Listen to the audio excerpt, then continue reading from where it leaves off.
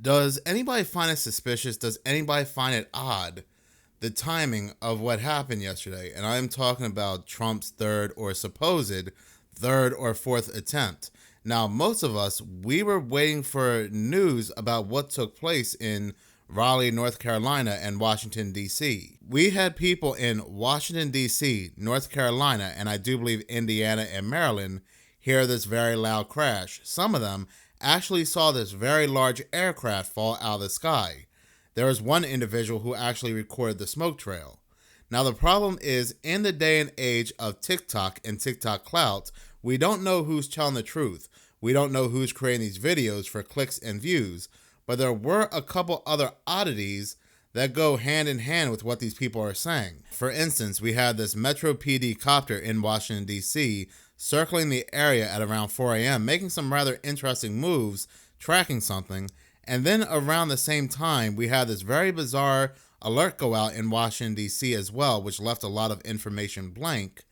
And then we had this conservative commentator walking through a very heavy police presence near the Capitol building. Now, some people are saying, why didn't the police stop him?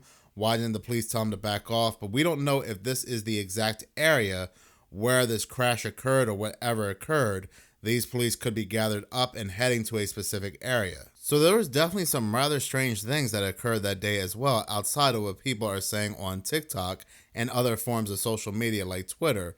What I also find rather interesting as well is the lack of news. Now, you would think something like this would make the news, given the fact, like I said, not only do we have a lot of people talking about this on different forms of social media, but this heavy police presence as well that's never been explained. This reminds me of the Miami Mall alien story all over again, but at least when it came to the Miami Mall alien story, they gave us some kind of narrative that it was a bunch of teenagers inside the mall with sticks and fireworks causing chaos. But here there's absolutely nothing, and when there's a bunch of people talking about something on social media that may have occurred in the real world, usually you'll have news and media trying to debunk it and say that it never happened. But here, absolute silence, and that's rather interesting. While we're waiting for any new information as to what took place in Washington, D.C., and I have been really staying on top of this story, and like I said, there's absolutely no updates as of yet, another news story broke out that there was a third supposed attempt on Donald Trump's life. Like I said in the beginning of the video, the timing is rather suspicious because a lot of us, we were waiting to hear from news and media about what took place in Washington, D.C. and North Carolina. This story was really gaining steam, and then out of nowhere, we're now blindsided with potentially a bigger story to sweep what took place in Washington, D.C. under the rug. And I'm not saying that Donald Trump is involved in this cover-up, but organizations bigger than Donald Trump, bigger than any other politician and so forth, will use other stories to distract us, and we are fully aware of that. And this third attempt was rather odd because we have a local sheriff, other law enforcement agencies are calling this a legit third attempt as they try to piece the information together. But again, as of right now, they are considering this a legit third attempt, and yet they let the perpetrator walk.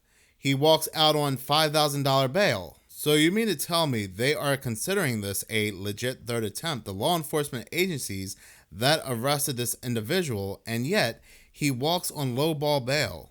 Make that make sense. That makes no sense whatsoever, and I believe this individual's name is Vem Miller. And what's up with these names? These names sound like code words. We have Crooks, Vem Miller, and I believe the other individual as well had a very strange name as well, and they all sound like code words or code names. Now, I don't know, maybe I'm just overthinking it. I never heard the name Vem before, maybe you have. But going back to this story, going back to what's more important, we have this person who's considered a legit third attempt person by law enforcement, and yet it's just weird, it's just strange that he walks on $5,000 bail. Now, I know that California is notorious for its low bail, letting people walk free after they commit a crime, but generally that is for theft, not trying to take out a former ex-president and a individual who's running for president again. Now, imagine a person being considered a legit assassin to a president, an ex-president, walking on $5,000 bail. That's just crazy. I mean, did they even keep him long enough to question him? That's what makes me believe that this story is some kind of distraction to what took place in Washington, D.C. There are also a couple other interesting things about this story. One, this story actually took place on Saturday.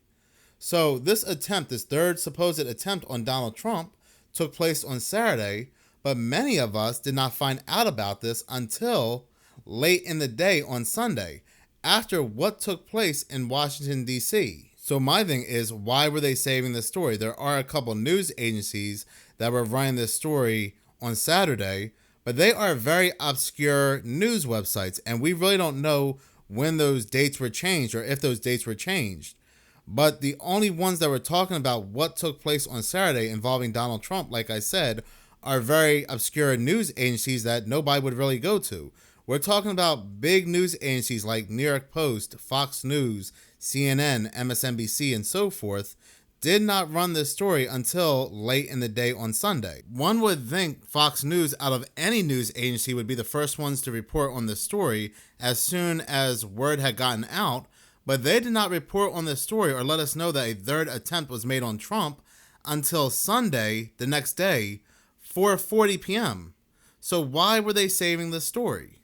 What is also rather interesting is that people that know Van Miller are saying that this story is absolutely crazy because he is 100% without a doubt a Republican. Not only is he a Republican, but he is 100% without a doubt a Trump supporter. Reading this article from New York Post, which was published today, October 14th, it's titled, "Armed Rally Goer Van Miller Says He is 100% a Trump supporter and has never shot a gun."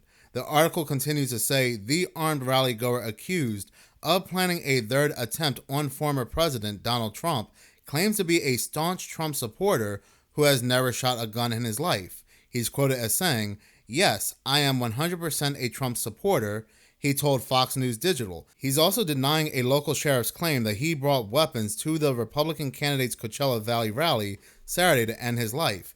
He's also quoted as saying, "This is a man I deeply admire," saying that he is a registered Republican who has been all in with Trump since 2018. Now, it's always possible that Van Miller is lying. He could be some kind of double agent sent to take out Trump. We don't know. We don't know the whole story.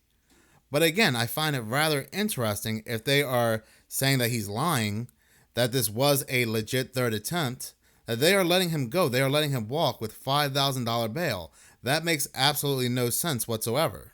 Miller also denied claims that he was found at the checkpoint with passports and driver's licenses. None of those are fake, he said, noting that he is Armenian and has documents using his full Armenian name and documents that don't. So maybe that's where the name Vem comes from, because he's Armenian. I did look it up. That is an Armenian name. So I do apologize to anybody that's named Vem.